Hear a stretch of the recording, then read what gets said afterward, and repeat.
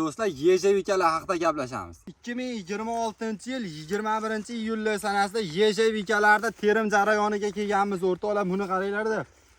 Quvasoyda, Farg'ona viloyati Quvasoyda Umid akamiz yejavika bog'ida o'rtoqlar, buni qaranglar. Yejavikalarimiz erta bahordan pishib, terim jarayonlari boshlangan. Bugun yejavikalar haqida gaplashamiz.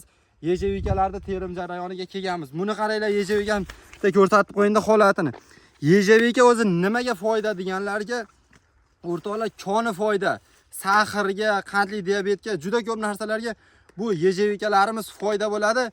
Shu videoni ko'rib turgan inson bir yuzda xatyab 10 tub yejavika ichib qo'ysangiz o'rtoqlar, juda ko'p narsalarga buni mevasi foyda bo'ladi. Yejavikalarimiz o'rtoqlar bir tupi 10 kilodan 30 kilogacha qiladi yil davomida. Yejavikani o'rtoqlar ko'chatlarni qatdan olsak bo'ladi deganlardagi kuz oyida o'rtoqlar sotuvga chiqishda boshlaydi.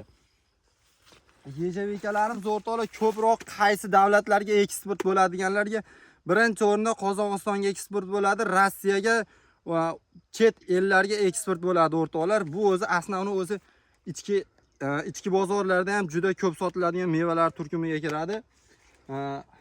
Videoni joygacha ko'rgan bo'lsangiz bittadan like bosib, kanalga obuna bo'lib qo'yinglar o'rtoqlar. Yejavikalardan bog' qilmoqchi bo'lganlarga o'rtoqlar ko'chatlardan ko'paytiryapmiz. Sotuvda bo'ladi. Yana qanday ma'lumotlar bersak bo'ladi? Yejavikalarimiz o'rtoqlar bittadan like bosib qo'yinglar.